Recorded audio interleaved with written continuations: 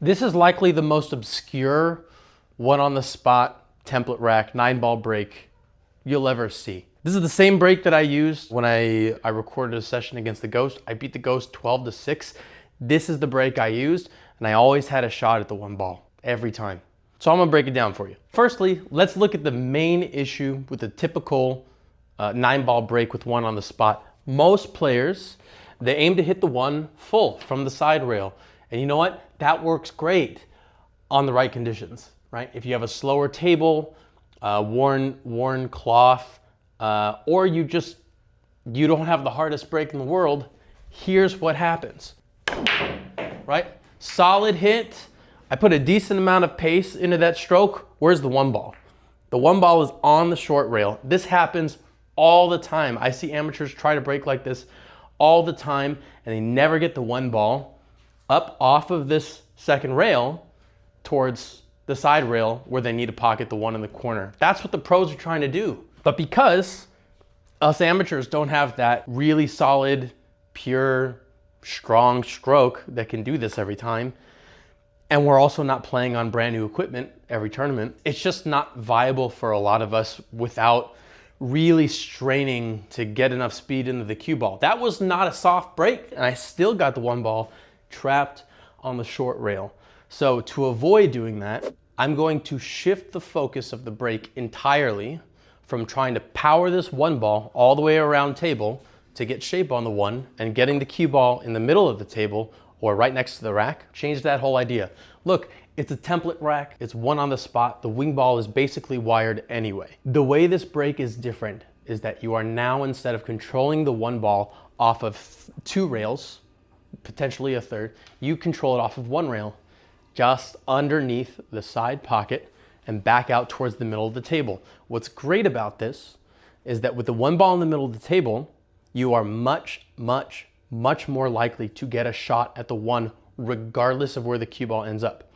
We're still gonna focus on the cue ball, but what's great about this break is that you can hit it a variety of ways and still see the 1 ball, if not directly to a pocket, in a way that's much more beneficial than having the cue ball here to address the 1 ball in the middle of the short rail. It's just too hard to do that. This way, I'm allowing the 1 ball to get to a spot where I can always address it in a way that's beneficial to me, having control of the table. If you want control of the table after your break, choose a break that will work for you. So here's how it works. We are going to slightly cut the 1 ball, and I'll get to the easy way that works in a second, but the idea is you slightly cut the 1 ball and you draw the cue ball. Hi. I totally forgot to mention this when I was recording, but the reason we draw the ball here is because it helps the 1 ball miss the side pocket, right? When you add a draw on the ball, it puts a forward roll on the 1 ball, pushes against the rack. I also think that's why there's less of a very wide spread of the balls in this case, because the 1 ball is rolling forward into the rack instead of coming off the rack like it normally would with a stun or with a high ball. The roll helps it move forward and go below the pocket instead of being made into the pocket with a normal stun. Because you might think, why isn't he just stunning the ball to get the cue ball in an easier spot? It's better to hit, you know, easier shot, all the things. That would be true, except that you pocket the 1 ball much more often if you stun the ball this way. You don't want to make the 1 in this case. You want to play shape for the 1 ball. And the way you do that is by missing it low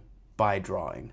So that's why we draw. We also draw because it helps the cue ball stay clear of the rest of the balls coming up table. Anyway, back to the draw break. Draw the cue ball. The cue ball hits the 1 ball and goes back to the bottom rail and then back up table. The 1 ball goes underneath the side pocket again and out towards center table. This way, with the cue ball on this side of the table, usually on this side of the table, and with the 1 ball somewhere in the middle of the table, you usually have a shot at the 1 ball, typically in the side pocket. However, if you overdraw the cue ball, if you underdraw the cue ball, if you overpower the shot or underpower the shot, overcut, undercut, all the different variations of ways to hit this, still make the wing ball and manage to not pocket the 1 ball in the side, let's say. you're usually coming out on top in a good situation, much better than with the one ball stuck to the short rail. So I'm gonna place the cue ball in the normal spot. And instead of hitting with my break cue, I'm gonna hit with my playing cue. The playing cue gives you much more control. Now I know what you're thinking. If this is a soft break, it's not a soft break. You already saw me do this. It really is pure medium firm hit. Because you're drawing so much, a lot of the speed is taken out of the cue ball, but it's still a good cue speed. So you are going to cut the one. Okay, I should also mention here as well, this is not the same cut break as a normal 9-ball cut break. Normally with a 9-ball cut break, you're cutting the cue ball towards the same side that you're breaking from. In this case, it would be the left side. You cut the cue ball to the long rail, and what that does is it makes the one miss also to below the pocket, but the one ball crosses the table because it has more speed because you cut the ball more than how much I'm cutting in this break. With a normal cut break, the one ball goes closer to the corner pocket, and then you play the one ball in the corner pocket every time. That's an amazing break. I think that the cut break might be just as effective as this break I'm showing you right now. The difference is with the normal cut break, the one ball and the cue ball can get kissed or kiss each other. There's a better spread on the rack. There's more balls with speed coming up table. So there's more chance, more likelihood that you're not gonna get an aggressive shot at the one. But if you dial it in well enough, I think you get the best shot at the one with that break. Anyway, like I was saying, cut the one by aiming full. This is how I do it. If it works different for you, that's fine. I'm going to aim full, but I'm going to use left spin. So I'm on the left side, I'm gonna use left spin. If I'm breaking on the right side, I'm gonna use right spin. Not super spin, I'm not trying to draw it like crazy. I'm still trying to get enough oomph into the rack. But what that does, if I aim full to the one ball with left spin, what happens to the cue ball? It deflects and gets drawn back this way, right? The only danger in this break is if the cue ball draws straight towards the corner pocket. This does happen, but I'll tell you what, once you dial it in, it actually becomes a pretty rare circumstance that you scratch this way. And that's really it. It's that simple. You're aiming to hit it full, but the left spin deflects a little bit. The left spin also helps the one ball come a little short of the side pocket. And that's it. Then it's just a matter of figuring out how to hit the ball. So give it a try. It really gives you a nice look most of the time. See, that was too much spin. Look what happens. Even though I'm not gonna shoot the one ball into the side pocket, well, I am, this side pocket, you're usually left with some sort of shot on the one, right? So I hit that bad, still got away with it. Let's try it again. So I'm not gonna absolutely blast the cue ball, but I'm gonna, try to dig into the cue ball a little bit, maybe a little extra spin. Wow, still have a shot at the one. It works out that way because of the nature of getting the cue ball out of the way of the traffic and getting the one ball into an accessible place on the table. Wiggle that ball in, but there it is. So here, look, I don't have an offensive shot other than the combo on the 4, which I think honestly is the shot. But look, it's not this, right? Let's try to do the same break, but then maybe cut it less, right? Let's see what happens. So there, I cut it on the wrong side, right? Still got the cue ball in the middle of the one ball in the middle of the table.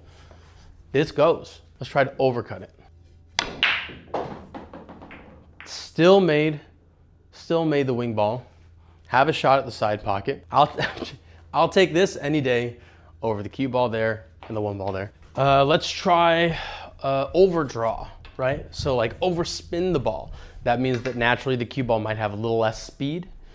So we'll see what happens.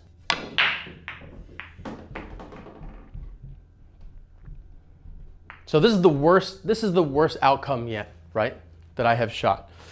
Really didn't get a lot of speed into the rack because the draw just evaporated the speed right out of the ball. But that's what happens with this break. You really got to kind of dial in tip placement. But even so, I see the one ball and can make it. So now let's try to stun it a little more. Maybe a little more speed on the cue ball, less draw, see what happens. So because of the extra speed there, I think it deflected more, so I cut it more. Look, I still see the one ball because the one ball is accessible. That's the key. The only thing I can think of that would be a hiccup to any of you who really dial this break in is if you switch from playing this on a 9-foot to playing it on a bar box, right? If you play on a bar box, there is a chance that you overhit this break. And if that's the case, then you'll probably still see the one ball, but maybe the one ball's like off of this rail and comes down here or something, in which case just try to overhit the ball a little bit and see what happens. Or maybe underhit the ball, but then you're getting a soft break territory. You don't want that. It's just, it really feels like magic. It's too good. It's too good. Nothing I say is written in stone. It's all just take it with a grain of salt. Play with it. Play with it. That's what's great about pool. None of this is guaranteed. None of this will work every time or won't work every time. Pool doesn't work that way. That's it. Simple. It doesn't make it easy. I think you got to get used to the way you got to hit this ball. Get used to making the adjustments if you miss the wing ball or if you make the one ball. It's like any other break. You gotta practice. You gotta put in the hours. Look, I haven't made a video in a while. I understand. That's disappointing to some of you. I know it's not like I have a huge following, but I've been busy. I got 4 little kids, full-time job, extracurriculars. I lost access to the table that I've been using for a couple of years to make videos and practice on. It's just no longer available to me, which is totally fine, but now I gotta find other ways to practice and find other ways to make videos, so it's what it is. But yeah, let me know if you have any questions about this particular break, or if you want to chew my ear off saying this is stupid, this is crazy, no one does this. I love to hear it. I'm open. Let's talk. Until then, happy shooting, y'all.